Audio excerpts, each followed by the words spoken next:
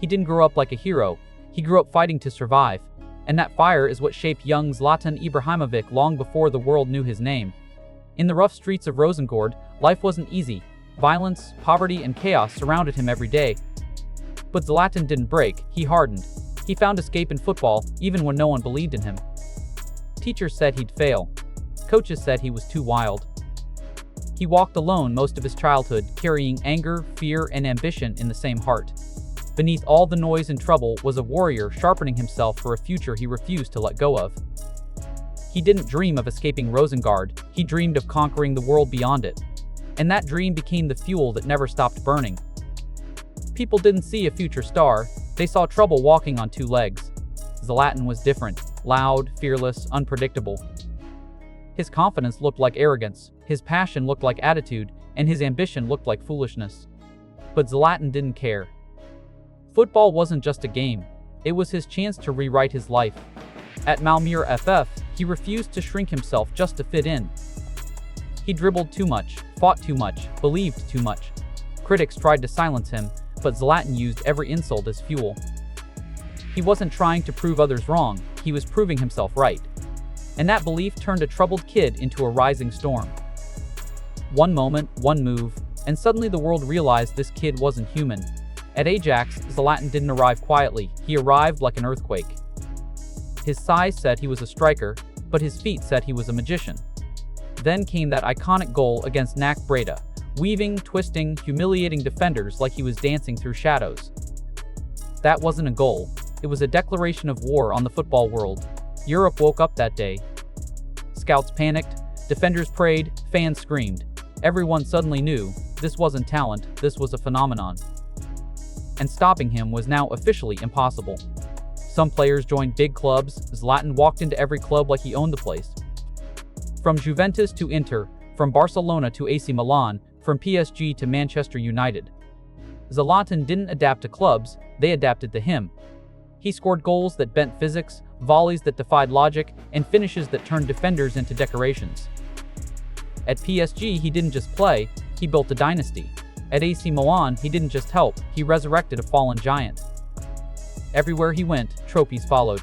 Everywhere he played, fear followed him. He wasn't part of history, he was the force that created it. Zlatan didn't play eras, he created eras.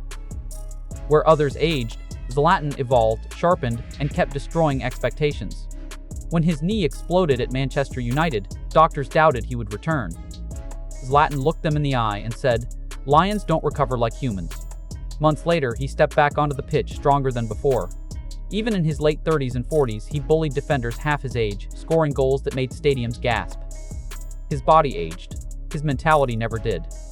He fought every injury like a battle, every criticism like fuel, every doubt like a challenge. And each time, Zlatan walked back stronger, proving his legend was immune to time. Some players leave moments, Zlatan left a mythology.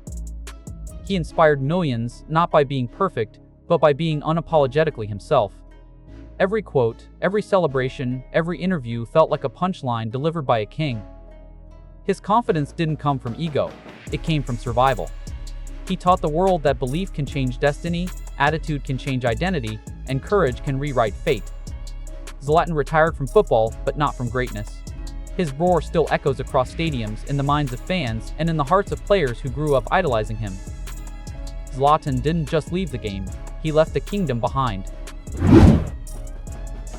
He wasn't born into comfort, he was born into struggle, and that struggle shaped Didier Drogba long before the world knew his name. Ivory Coast was drowning in tension and poverty, and at just 5 years old he was sent to France, leaving his family in tears to escape danger. That heartbreak carved steel into his heart, forcing him to grow up faster than any child should. Living far from home, he carried loneliness every day, but football became his anchor, his hope, and the one thing that made him feel connected to the family he missed so deeply. While other kids played for fun, Drogba played to survive. Every touch carrying the weight of a boy trying to build strength out of pain. He learned early that life wouldn't get easy, so he would have to become stronger, tougher, harder than anything standing in front of him. The fire he built in those childhood years became the engine of a legend. He didn't rise quickly, he rose because he refused to stop fighting. Drogba wasn't a teenage superstar. In fact, at 21, he wasn't even a professional footballer, the age when most dreams begin to die. But he wouldn't let his dream die. He worked odd jobs, trained at night, and pushed himself harder than anyone because he knew exactly where he came from and how far he wanted to go. His body eventually transformed into a powerhouse, strong, explosive, fearless. And when he finally broke into League One, he didn't just join the league, he stormed into it. At Guingamp and later Marseille, he destroyed defenders with a blend of strength and intelligence rarely seen. Every goal was a message to the world that late bloomers aren't slow, they're loading. And once Drogba loaded fully, he became unstoppable. He wasn't late, he was building something the world wasn't ready to understand. He didn't join Chelsea to participate, he joined to dominate and redefine the club. When Jose Mourinho signed him in 2004, many questioned the transfer fee, but Drogba answered every doubt with thunder. His strength terrified defenders, his hold-up play was unmatched, and his mentality was that of a lion who feared nothing. He fought entire backlines alone, dragging them, breaking them, dictating matches with pure force. Every run he made shook stadiums, every goal felt like a war cry. Chelsea didn't just buy a striker, they brought in an identity, a force of nature who would help transform the club from hopeful challengers into one of Europe's most feared teams.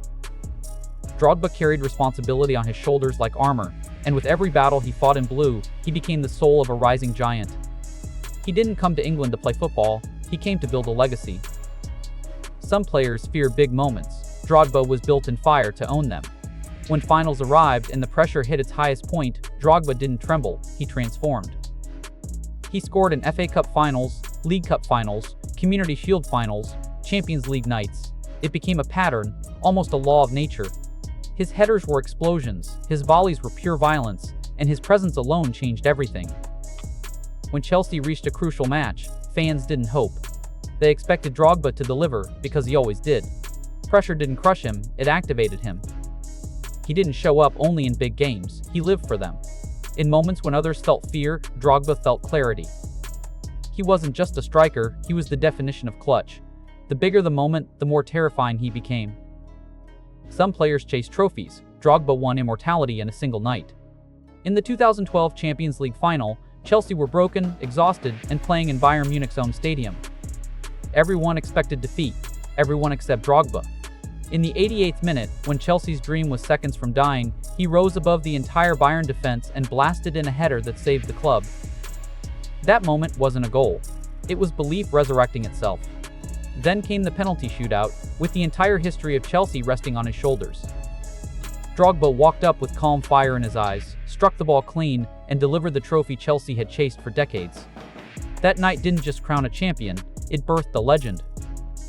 Drogba didn't just help Chelsea win, he carried the entire club into eternity. He didn't just change football, he changed lives. He changed history, he changed a country. After Ivory Coast qualified for the 2006 World Cup, Drogba used his voice in a way no athlete ever had. He knelt on live TV and begged the warring sides in his country to end the civil conflict, and unbelievably, they listened. A footballer helped bring peace.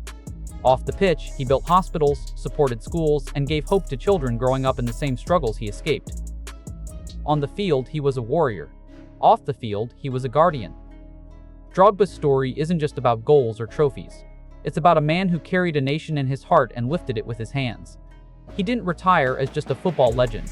He retired as a symbol of strength, unity, and impossible dreams made real.